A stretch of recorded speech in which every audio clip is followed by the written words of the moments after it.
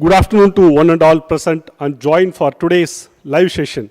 I, Dr. Ilangovan Kariyappan, Assistant Innovation Director, on behalf of Ministry of HRD Innovation Cell, welcome you all to India's first leadership talk series, which would start in next few seconds from now. I welcome Shri Anand Mahindra ji, Chairman Mahindra Group, and Dr. Abhay Jare, Chief Innovation Officer, Ministry of HRD Innovation Cell. I request you all to keenly listen to this talk and get benefited. Thank you, and over to you, sir. Please.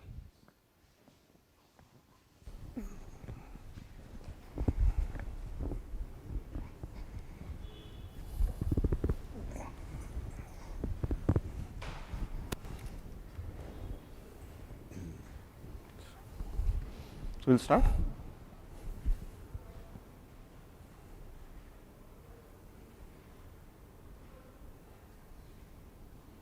So welcome, my dear friends, to the first edition of India First Leadership Talk Series.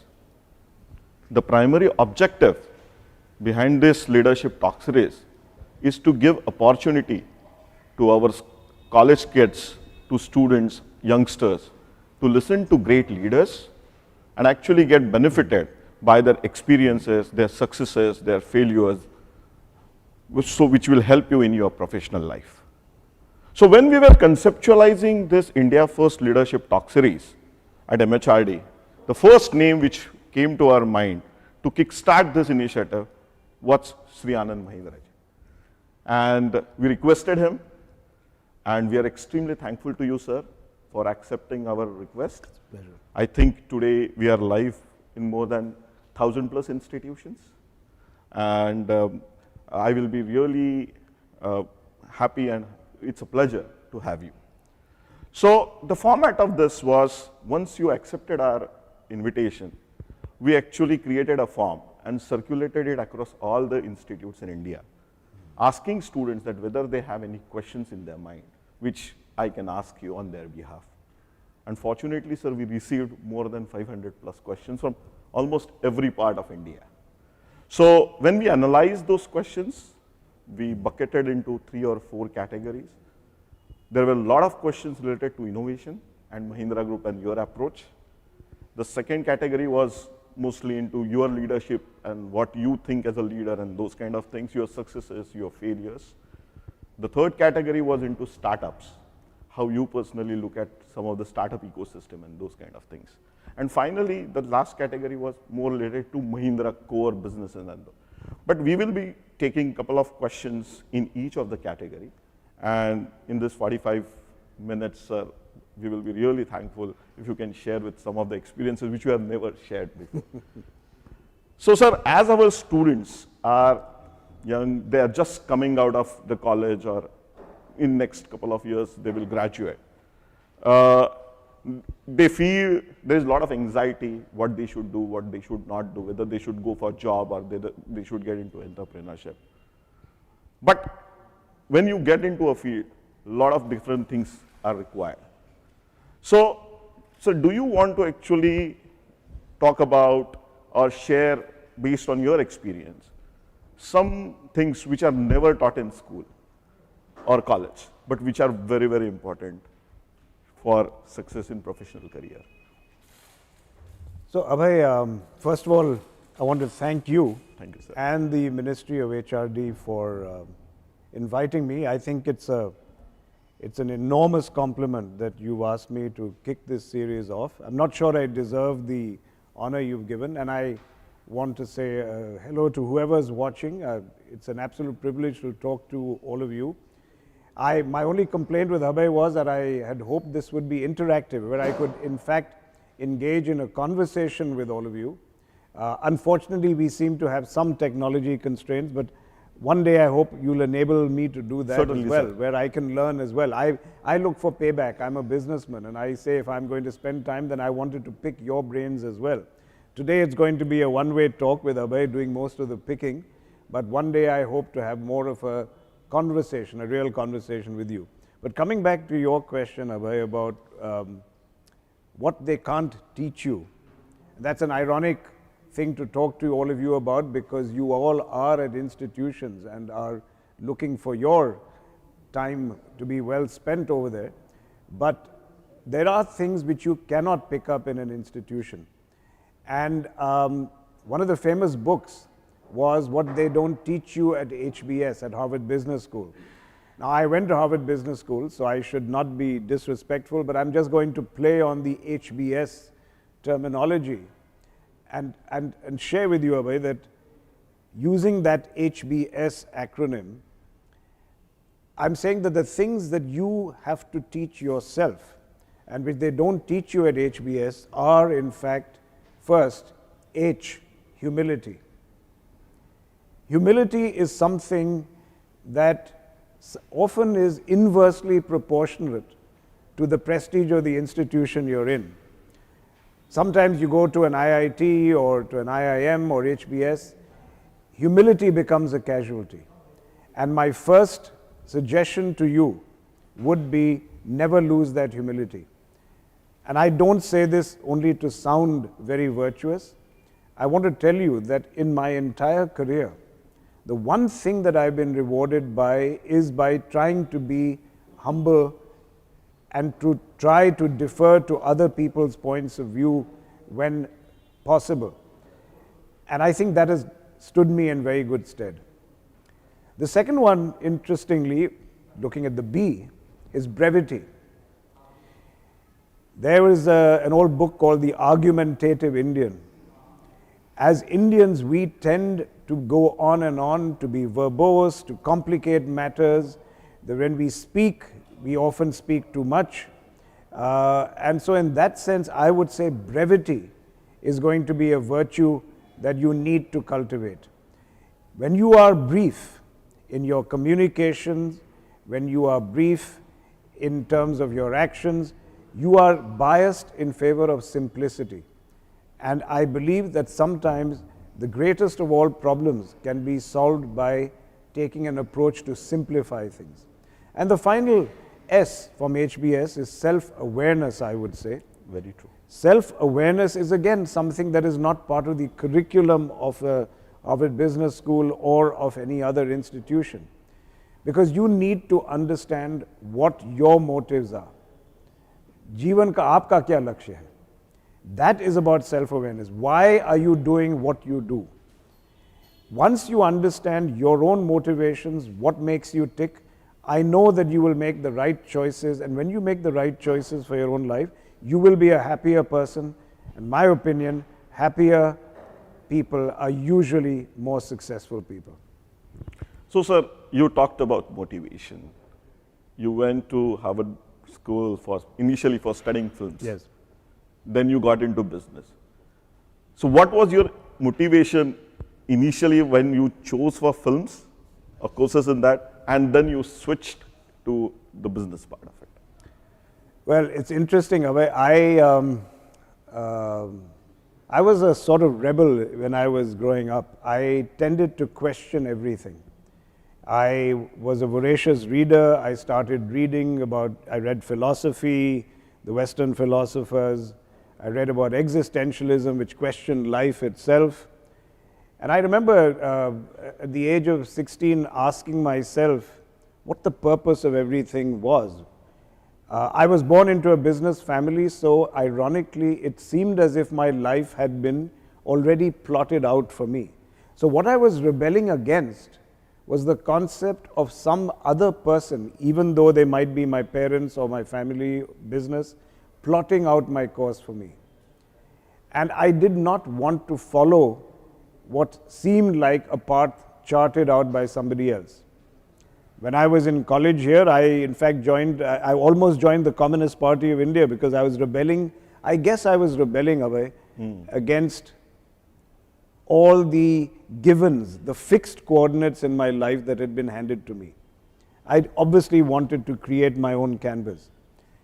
And so I was in any case of a bent of mind which was more right-brained. I tended to be very fond of art and cinema. And so when I went to Harvard College, this is not the business school, this is undergraduate, I found the liberal arts system was liberating. because it didn't force you to choose at the age of 15, which is what I was when I graduated from high school. And everybody thought, acha, abhi ladka engineer banega, then he'll go to IIT. I did go to IIT entrance, Agarwal's classes many years ago. I went to a college, Elphinstone, for 1 week for science. I had a miserable time. And I said, this is not for me. And then I went to JJ College of Architecture. I didn't have the courage to say I wanted to do cinema. I thought people will think I'm nuts. So I chose a happy medium. Architecture seemed to be the nice midpoint of engineering and arts. Look how fate worked. JJ College of Architecture was on strike for 9 months. It was agitating to become part of the accreditation system. So I was wasting my time. I was in protest marches with a headband, long hair, with my T-square going around Flora Fountain in Mumbai. And I found that I had really been wasting my time. So that's when I applied abroad. I applied to 3 architectural colleges and 1 liberal arts college. And the biggest thing, the benefit for me was I got into a liberal arts college where effectively, under the American system, they give you 4 years to play around in a sandbox and discover what you might want to do. That's when I said I really was passionate about cinema. And so I majored in cinema and photography. And that was what my bachelor's was for. Interestingly, my student thesis film did very well. And when it did, I made a film on the Kumbh Mela, by the way, and I went to Rishikesh. I felt a sense of release. I had made my point. So I suppose when all of us are growing up, we do have a rebellious person inside us. We need to feed that. I will always argue as a parent in favor of allowing a child to experiment, to do things which are off the beaten track. And when I had proved my point, and what was my point? My point simply was this. I did not want to end my life saying, no matter how successful he was in business, he inherited everything. His parents gave him everything on a silver spoon. वो मेरे सिर में नहीं बैठ रहा था. And I said, जितनी भी मेहनत मैं करूँ, अगर सब लोग कहने वाले हैं कि ये तो उनको बस थाली पे मिला था सामने. Very true. और क्या मेहनत उन्हें खुद की. I didn't like that idea, and so I wanted to do something in such a different area where nobody could say that my parents helped me. Which is why when I did film, it released me. So when you decided to take on a rebellious path or an uncharted territory as compared to your background, you must have seen a lot of failures. And there are a large number of questions which we are actually receiving from students because initially they see failures a lot in their life. Yeah? As you can read in newspapers, a lot of suicides, those kind of things happening, a lot of stress, especially for success. So, sir, whether you saw similar failures in your life and how actually you deal or how you dealt with those failures? Show me one person who has not dealt with failure. Frankly, I think understanding what that word means and understanding how to cope with it is probably one of the single most important lessons that we have to teach ourselves in life. Nobody's going to teach you this. And it comes back to my S in the HBS philosophy of self-awareness. To me, you have to understand who you are, what you want to achieve. When we talk about failure, there is a very, very standard story people will tell you, oh, get up, dust yourself off, you're only successful if you know how to fail. And that's true, all of that is true. But I can certainly sympathize with you if you're sitting there and saying, how does that help me to actually cope with the emotions that arise when you fail? So let me share with you on a very granular level rather than giving you gyan. How do I cope with a kind of failure? What do I do when I actually find that I have failed in something, whether it is in personal life or whether it's in professional life? The first thing that I do is I allow myself to feel bad. People always tell you, no, take failure in your stride, you should bounce back. Yes, we will talk about bouncing back. But when you resist the emotions that come with failure, that leads, in my opinion, to bottling up things which then sooner or later are going to emerge. So I allow myself what I call terror and tears. That's what happens. You initially feel a sense of terror that you have failed. I've let down my parents, I've let down my colleagues, I've let down my peers. all these kinds of feelings come. Don't suppress those. Allow yourself to feel the terror. Allow yourself to cry. Allow yourself those tears. Once you've done that, you'll enter a second phase where you simply feel low. Allow yourself to feel low. Take time off. Travel somewhere. Go away. Go swimming where you're alone and you're not with a mobile phone. Allow yourself to get away from it all and just absorb the feeling. There is a kind of, in our own Indian spirituality, there is a philosophy about absorbing things, about not having resistance, about acceptance. So you have to go through a phase where you accept the failure.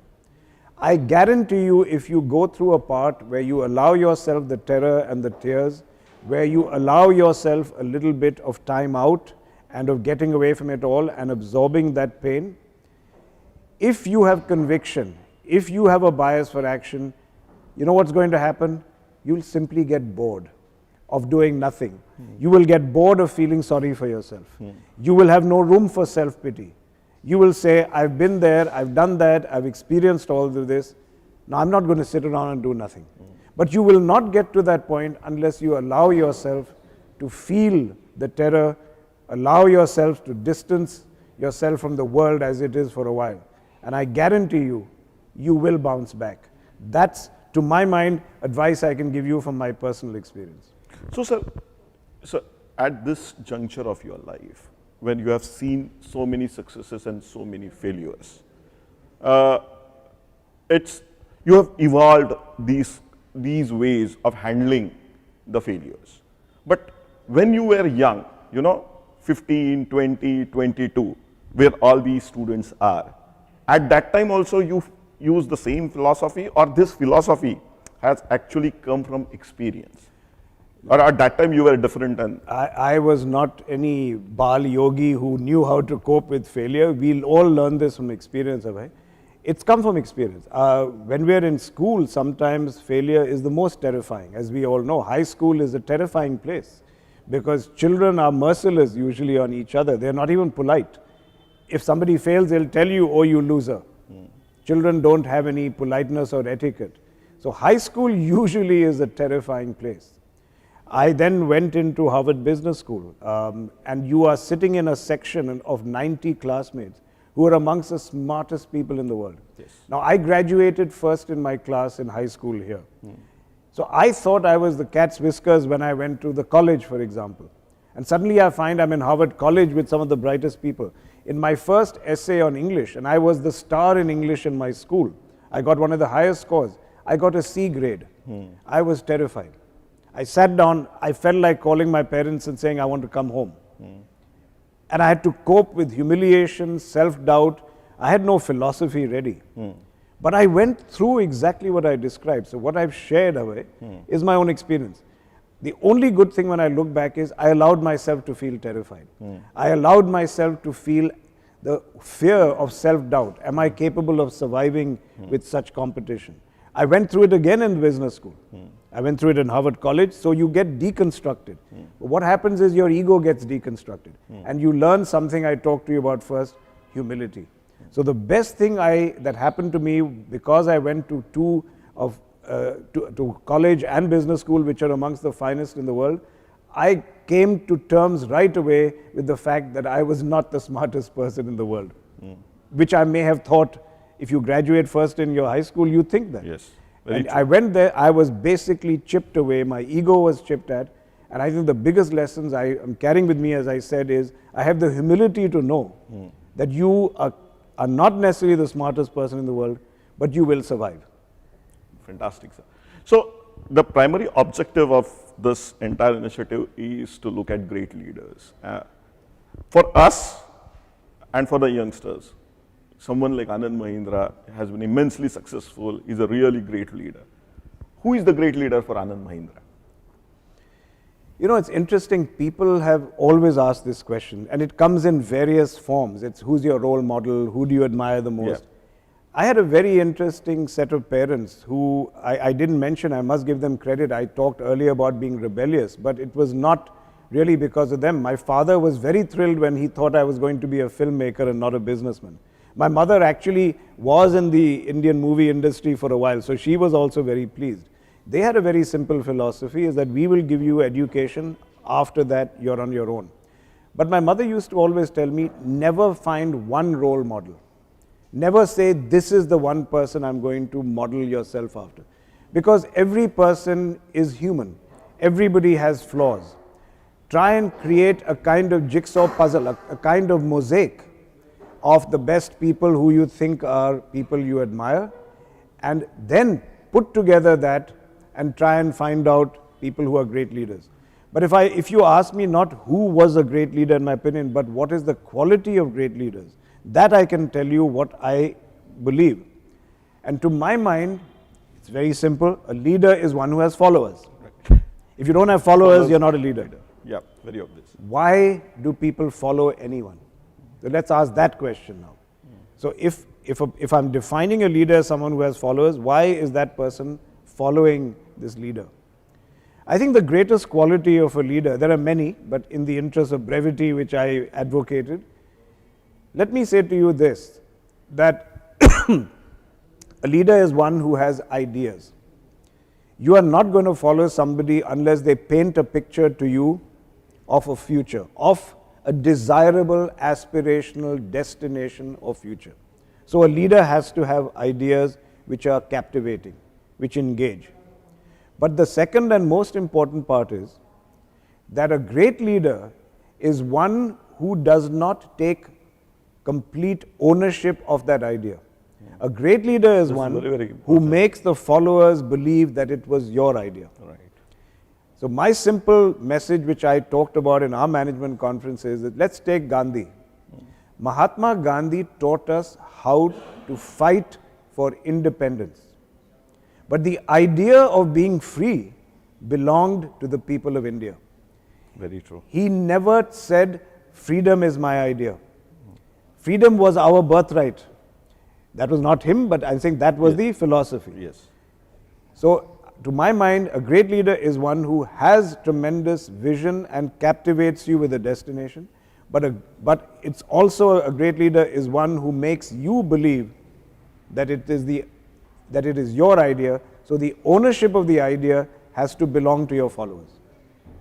So, sir, in government, especially at Ministry of MHRD, we believe that if India has to emerge as global leader, innovation is very, very critical for us.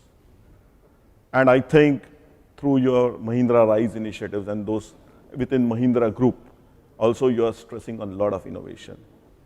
So, sir, what are your thoughts about how we can actually ensure that innovation becomes the real fulcrum of our, not only just manufacturing sector, but also education in that sense? What are your views on that?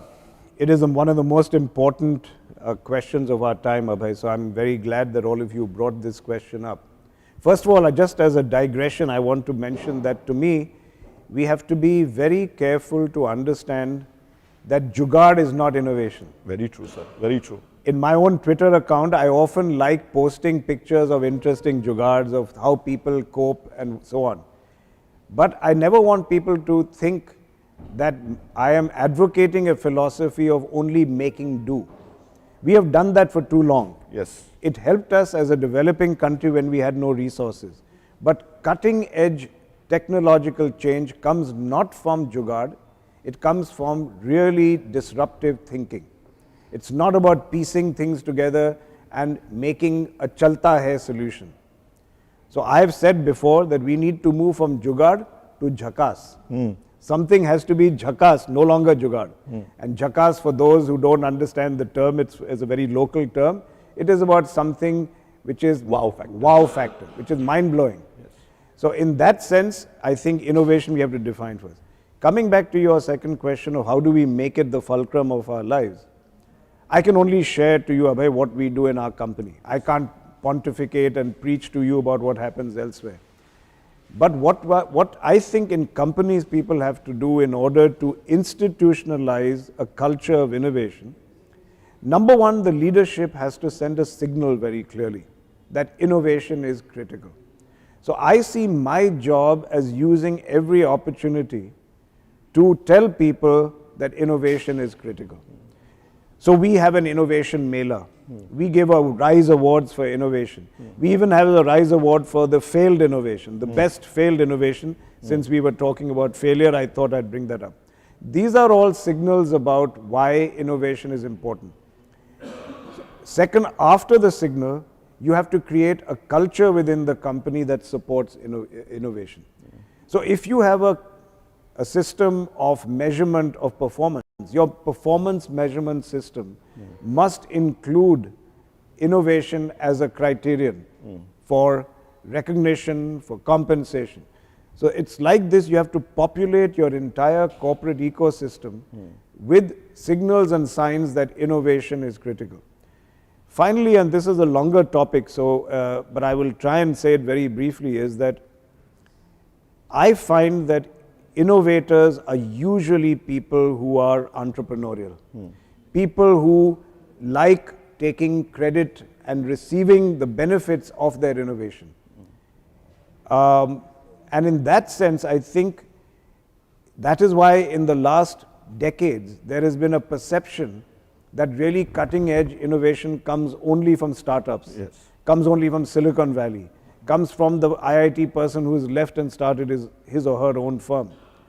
My view is different. I think that now we have entered a new phase of what I call the corporate garage. Because companies have learned that they will not survive unless they are able to foster innovation.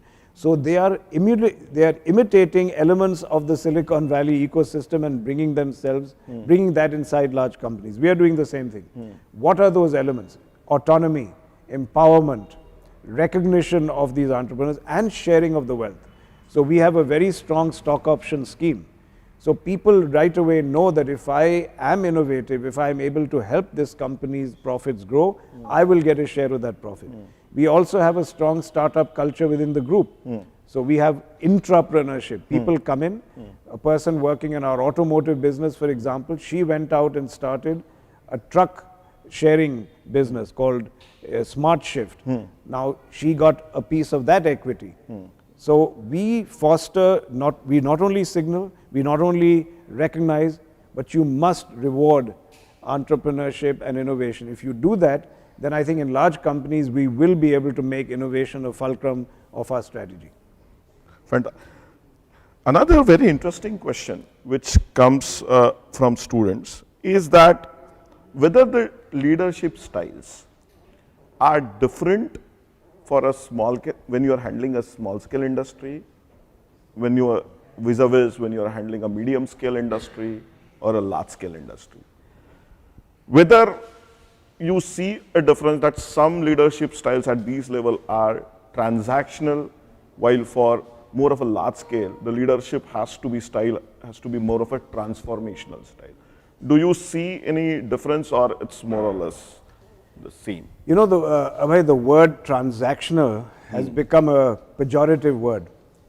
If you ask somebody, would you prefer to be a transactional or a transformational leader? Let's face it, 99% of people are not going to say transactional. But whether that is the reality? To my mind, let's change the nomenclature. Okay. Because transactional has become pejorative. It sounds like somebody who doesn't have vision, who doesn't care for the long term, and so on and so forth. Let's call it that you have, yes, people who are transformers, and you have people who are executors. So some people have to be better, some people are better at not envisioning change, but they're outstanding leaders when it comes to implementing change. Once again, it comes back to self-awareness. If you tell yourself, I'm a transformer, but you're actually an executor, you're going to be miserable all your life. You're going to find failure, and you're not going to be able to cope with it. Because you're constantly going to chase success in a form which is destined for failure. Self-awareness comes back to that S part. So to my mind, it is not about companies. Every company, perhaps in a smaller company, in a startup, transformational leadership is more important because they have to have a vision. They have to be able to look at circumstances and disrupt them. They have to come out with new ways of doing things. A startup will not survive unless it creates and innovates new ways of doing business. That's not transactional. That's not about execution. That's about envisioning a whole new future. Elon Musk was an entrepreneur. He started with a small company. I think nobody is going to say he's transactional, or that he was transactional when he was a small company and now it's transformational. No, I think people are either transformers or executors. You need them, whether you're a small company or a large company, you need a mix of these categories and segments of people in these companies in order for them to succeed. So, while answering this question, you talked about startups. While talking about innovation also, you talked about startups. We are getting a lot of questions from students, especially engineering graduates, who are keen on now doing startups because there is a lot of buzz around startups. So as Mahindra Group, as Anand Mahindra, what is your advice or what is your suggestions to them? Whether they should actually go for a job and then go for a startup or an entrepreneurship, or whether they should directly jump into it, because these questions could sound quite naive, but these are the questions which actually students face while they are making decisions in their life at that juncture. No, it's a very relevant question, and at the risk of being repetitive, let me once again go back to the self-awareness. My first advice is, do you understand what you want out of life? Suppose there's a person feeling enormously pressured because his elder siblings have gone to Bangalore or Silicon Valley and become successful entrepreneurs doing some startup. But if that person knows that, you know what, my mission in life is to teach, because that's where I get pleasure. So I know you're young, but try and examine what was the activity that gave you the most pleasure.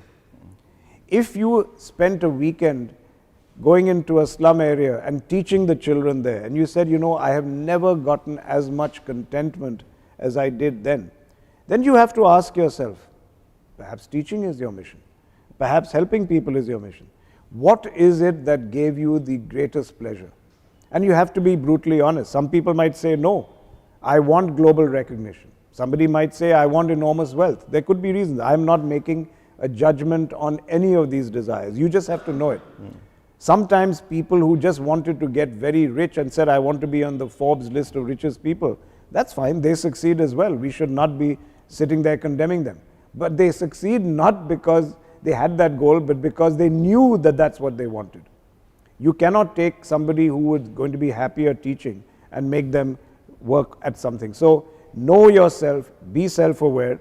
You don't have to be an entrepreneur. Starting out a rival to Flipkart is not the only future in the world. But once you decide you want to be in business, even if you want to be an entrepreneur, you have to judge what is your risk aversion, what is your appetite for risk. And so there are ways in which you can calibrate what you do. If you have a strong appetite for risk, you may take the chance of starting up in a garage on your own with your own money. If you don't have such a strong appetite for risk, but still are innovative and want to be entrepreneurial or want to be working for yourself or pursuing your own unique ideas, my job as Mahindra Group is to reach out to you and say, come to Mahindra. We have an ecosystem which will allow you to be an intrapreneur. You will get a much more fortified garage which already has tools in it, rather than a garage where you will be starting with zero.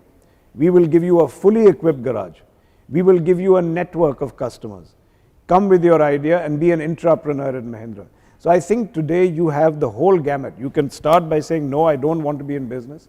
I want to be a teacher, or I want to be in a non-profit.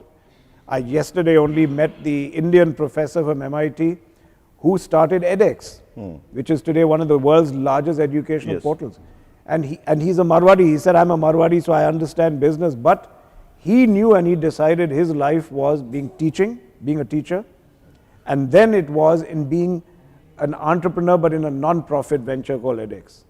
So like him, once you calibrate where you want to be, you have all these possibilities. Being in a non-profit, if your appetite for risk is high, starting on your own. If it is not, coming into an ecosystem like Mahindra's where you can be an entrepreneur, you can innovate, but with a safety net under you. So many options. Know yourself before you choose one. You rightly said about the mindset, what you want. Sometimes students or youngsters in different phase of their life stress themselves beyond a point.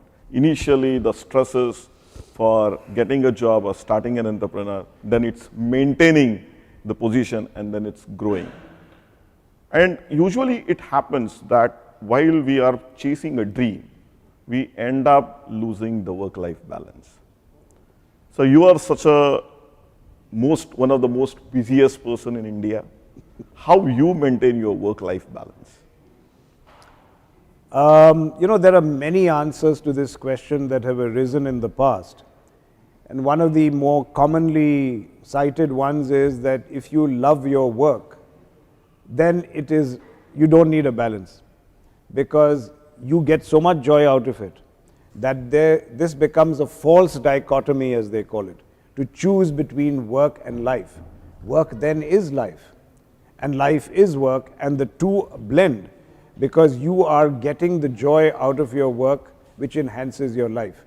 Somehow in the 50s, in the Western industrial model of development and of work life, of work style, there became this whole idea of we have to get up in the morning, there's 9 to 5, and then when the 5 p.m. the bell rings and I can go out, that's when my life begins. It's unfortunate. It's been completely drilled into us that there is this dichotomy. Happily, two things have evolved. One is that the world is more affluent. Less and less people have to work just to feed themselves, have to take any job that is available. That situation obviously remains, certainly in a developing country like ours, but more and more people are getting options. So you certainly don't have to work only for a living. The other thing that is changing is the atmosphere at work, the kind of ability to tailor-make a working environment for people's desires has tremendously evolved. And the most cited one, of course, is Google. Everyone knows that if you go into a Google workplace, there's flexibility, there's options for recreation, there are exciting cafeteria. Now that's become almost a standard dhacha or template for people who are designing offices. And I have to say, we at Mahindra have learned from that too. We have a number of companies that figure on the best places to work in India, and all of them do because we are building in all of these elements which allow people to remove this false dichotomy. Our goal at Mahindra is, when you get up every morning, you should be waiting to go to work. You should not be going saying, my eye is on the bell when I can come back and leave. We want you to jump out of bed and want to get to work. That's our goal. And I think every company in the world is working towards that. So hopefully, Abhay, 10, 15 years from now, the question will be redundant. The phrase work-life balance will be extinct. We will say work is life and life is work, because they are about getting the best out of myself as a human being. They are about maximizing my sort of, you remember the Maslow's law of hierarchies, yes, which is getting to a kind of transcendence, to a self-fulfillment. That will be achieved at work. And we will no longer have Abhay asking this question 15 years from now. So there is another very interesting question which has come out from students. It's on business model. So students are keen on knowing what are the future business model, whether it will be a collaborative ecosystem based or it will be purely competitive base of business model, which we will see in future. It's going to sound like I'm actually trotting out the same answer, but once again, Abhay, this is a false dichotomy that is waiting to be exposed. There was a wonderful book that somebody, a business school professor, wrote called Collaborating to Compete. Some of you may have read that. So by coining that phrase, collaborating to compete, they removed that dichotomy. What that title or that phrase actually means is that you cannot compete today unless you have some collaborative elements in your system. Open innovation. It doesn't mean that we have turned into some utopia where we are living in a commune, and we are all happy and moving around with orange robes and we are all dancing and we are all cooperating and there's no competition. No. The capitalist system, which has proven to be a wealth-creating system, is based on competition. So you will never do away with competition. Competition is the capitalist way, and I use capitalist in the positive sense here, of ensuring that the best outcomes happen. We saw that in a socialist economy. Unfortunately, though the intentions are good, the aspirations and the ideals are good, the system doesn't allow for merit to flourish, it doesn't allow for innovation to flourish, it doesn't allow for productivity to grow, and hence the quality of life does not improve. Competition ensures the best use of finite resources, which is why you get more sophisticated and efficient outcomes. So competition will never go away, neither should we want it to be. What that phrase collaborating to compete means is that competition is becoming so intense that you will have to find ways in building your differentiated business model. You will not be able to do it in an ivory tower. You will have to do it by cooperating and collaborating with some other elements in the ecosystem. It might be by outsourcing production. It might be by outsourcing manufacturing as well as some parts of your value chain which are not critical. You may have to find a kind of customer base which becomes a bread and butter customer for you, buys into your company, and then you use that scale.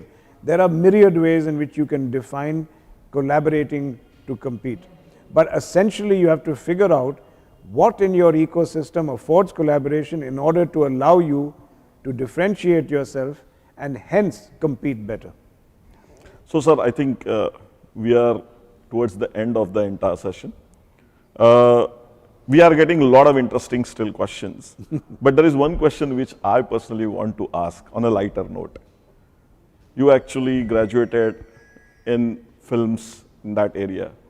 You never felt that you want to get into Bollywood, run around trees, dance on in the you know, as my romantic songs. I was always behind the camera.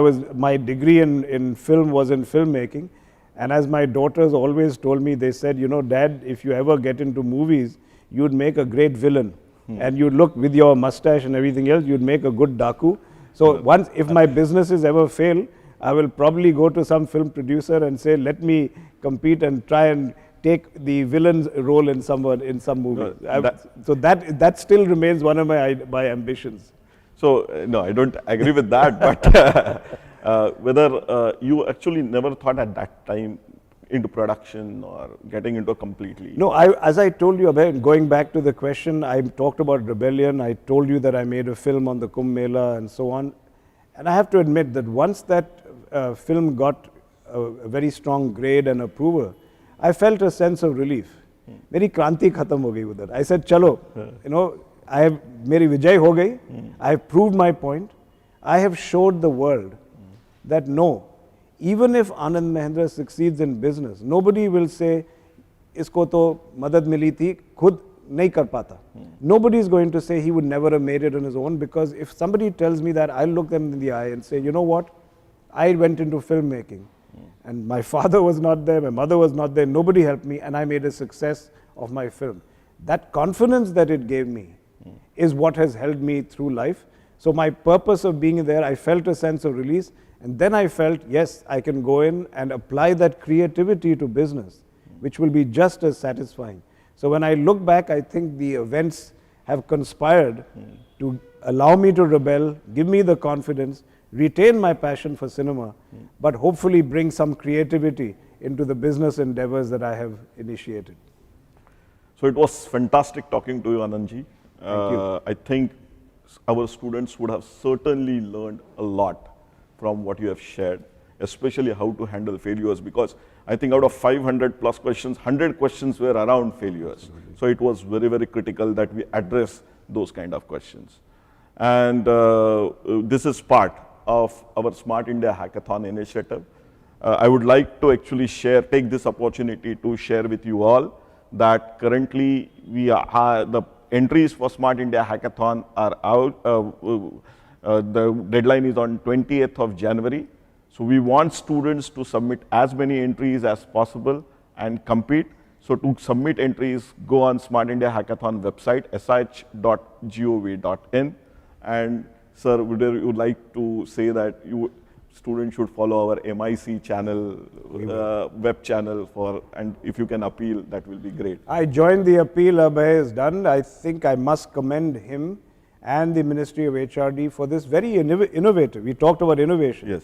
I have to say what we are doing here today is innovative. So my hats off to you and to the ministry for taking on this very, very disruptive method of reaching out to people, using the power of digital technology to reach out.